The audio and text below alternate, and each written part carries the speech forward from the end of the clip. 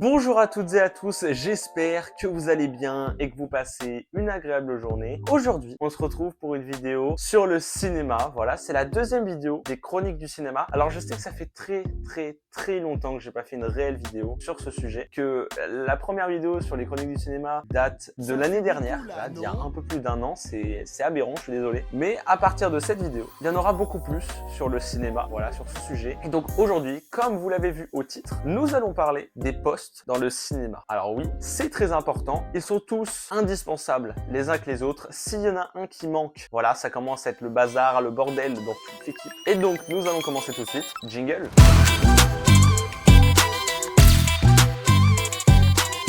Le premier poste que l'on va aborder, c'est aussi le premier poste qui va être utilisé dans le cinéma. Chronologiquement, c'est un peu logique, c'est le scénariste. Alors, il faut savoir déjà de base qu'il peut avoir deux scénaristes, par exemple un premier référent, un deuxième référent. Bah, c'est quoi leur rôle en fait? C'est juste d'écrire le film. Alors oui, quand on dit ça comme ça, c'est un peu un truc de fou. C'est eux qui créent l'histoire, c'est eux la base de tout en fait. Alors attention, oui, ils écrivent un scénario, mais pas n'importe comment. Parce que oui, il y a une structure à respecter évidemment. Alors tout d'abord, comment on écrit un scénario? Alors ça, c'est très important. C'est qu'en gros, c'est une description précise qu'il faut. On n'a pas le droit de mettre des choses psychologiques. Par exemple, des humeurs. Si on prend un exemple, Tom est triste. On peut pas écrire Tom est triste parce que dans une description, Tom est triste, à l'image, on peut le voir de plein de façons. Donc, comment on va écrire Tom est triste dans un scénario? On va écrire par exemple, Tom a une larme qui coule sur son visage. Après, c'est un exemple, hein. Il y a plein de façons de montrer que quelqu'un est triste, mais on n'a pas le droit de montrer ça. On peut pas écrire Alban est énervé par exemple. On peut écrire Alban fronce ses sourcils. Je pense que vous avez compris le truc. Alors, en sachant ça, après, comment on commence à écrire un scénario? On fait par séquence. On écrit séquence X, par exemple la première séquence, hein, si on est logique. Après, on écrit soit si on est en intérieur, soit si on est à l'extérieur. Ensuite, on écrit si cette séquence se passe le jour ou la nuit. Hein. S'il y a changement entre jour et nuit, on change de séquence, tout simplement. Et on écrit le lieu, c'est très important. On écrit tout ça en gras, en gros. Et après, on commence la description de la séquence. Et après, vous allez me dire, s'il y a des dialogues, comment ça se passe? Ça a aussi une structure assez spéciale. Alors tout d'abord, les personnages, quand c'est la première fois qu'ils apparaissent, quand il y a leur nom, on le met en majuscule. Voilà, quand c'est la première fois, on met en majuscule et après, quand c'est répété, en minuscule, hein, évidemment, comme des prénoms normaux. Ensuite, comment on commence une ligne de dialogue? Alors tout simplement, on met au milieu de la page, voilà, on centre avec les éléments de paragraphe là, on centre le prénom en gras, on le centre au milieu. Et on peut même écrire en italique juste à côté son humeur. Là, on peut l'écrire. On va pas dire que c'est vraiment l'humeur, mais c'est de la façon de comment il va parler. Donc après ça, on passe à la ligne d'en dessous et on va se régler sur 5-12. Alors ça, c'est très spécial, c'est dans un peu l'ancien Word. Aujourd'hui, dans le Word d'aujourd'hui, c'est un peu plus compliqué, voilà, faut chercher un peu plus dans les options. En fait, c'est pas totalement centré au milieu de la page, donc on commence à écrire, et à un moment, bah, ça te fait sauter. Pas tout à fait au milieu, ça peut être un peu perturbant, hein, mais c'est comme ça, voilà, la structure, c'est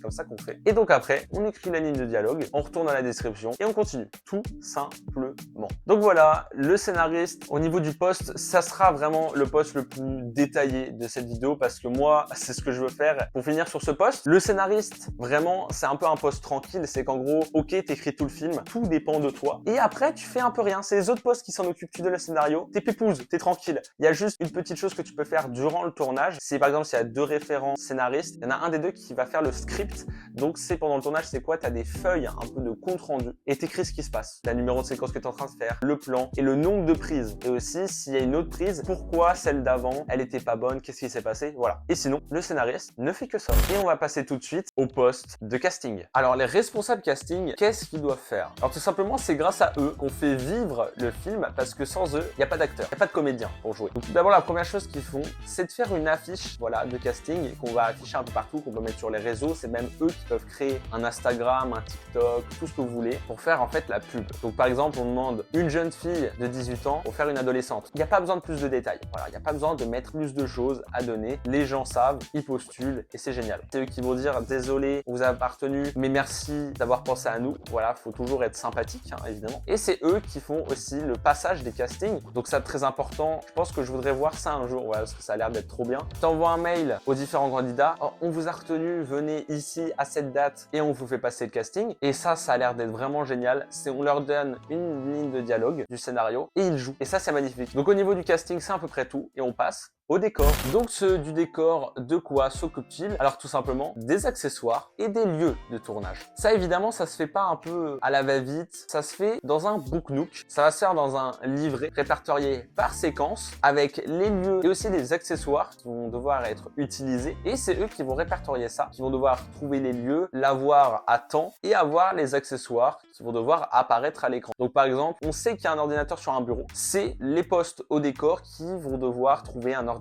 C'est eux qui s'occupent de tout ça. Prochain poste qui est habillage, maquillage et coiffure, HMC. Donc eux, s'il y a plusieurs, évidemment, personnes à ce poste d'HMC, c'est eux qui vont poponner, qui vont chouchouter nos acteurs, nos comédiens. C'est vraiment eux qui vont être proches d'eux. Faut leur faire confiance. C'est eux qui vont faire, du coup, comme dans le nom, la coiffure, les maquillages. C'est eux qui vont mettre en lumière nos acteurs pour le film. Et c'est vraiment très important. C'est génial. Mais juste avant ça, parce que le maquillage, tout ça, c'est pendant le tournage. Juste avant, même avant d'avoir nos comédiens, eux aussi doivent faire une sorte de book nook, voilà, avec un ou deux looks par personnage pour voir un peu qu'est-ce qui va aller mieux à qui, voilà, parce qu'on sait jamais. Donc voilà, c'est génial. Poste aussi super important pour nos acteurs. On va passer au poste de réalisateur et cadreur. Voilà, ils sont un peu ensemble. Donc le cadreur, qu'est-ce qu'il va faire exactement? Ça va être un peu le responsable de l'image. Ça va pas être forcément le caméraman, même si ça peut l'être. Il va être derrière lui et il va voir si chaque plan, voilà, c'est bien comme il veut, c'est bien conforme au découpage technique qui a été fait pour chaque plan, pour chaque séquence. Il peut aussi la changer si ça lui plaît pas, si ça peut rendre au mieux. Voilà,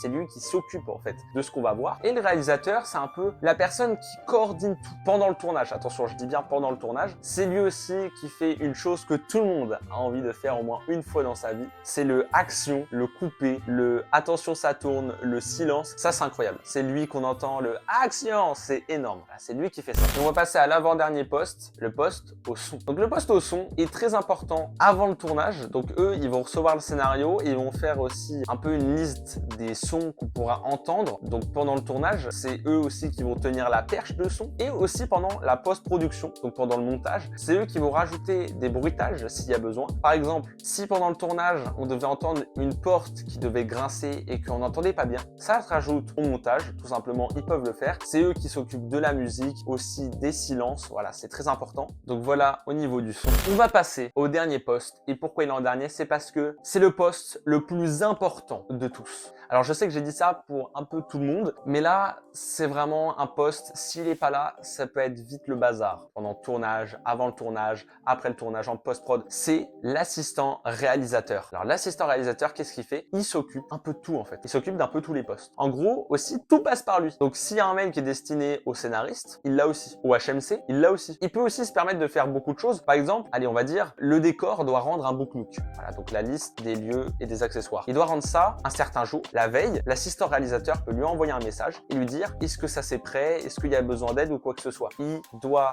être sûr que tout se passe bien. Il peut même les aider, voilà, c'est même recommandé. Et donc c'est vraiment un poste des plus importants. Sans lui, c'est un peu la merde, on va dire. Donc voilà, c'est ici que cette petite vidéo sur le cinéma, sur les postes du cinéma se termine. Juste une petite chose avant de partir. Cette vidéo, je l'ai faite en m'inspirant fortement des cours de ma prof de cinéma en spécialité, voilà, au lycée, et aussi de ce que j'ai vécu, voilà, parce que du coup, j'ai vu un peu tous ces postes, j'ai vu l'importance de chaque poste. Donc voilà, c'est un peu pour ça que ça me tient à cœur certains postes, voilà, c'est que je les ai vus en action, j'ai vu l'importance de chaque poste, et je me tiens un peu sur mon expérience. Donc voilà, j'espère que vous avez aimé cette deuxième vidéo des chroniques du cinéma. À partir de cette vidéo, il y aura plus de vidéos sur le cinéma, voilà, il y en aura des plus petites, des plus grandes, des moyennes, voilà, ça va être génial. Dites-moi en commentaire si ça vous a plu et si vous voulez voir des suites, même si vous dites le contraire, il faudra bien argumenter parce qu'il y en aura d'autres. Donc voilà, je vous retrouve à une prochaine, c'était Gaufre, je vous souhaite une bonne journée, une bonne après-midi, une bonne soirée, une bonne nuit, à la prochaine.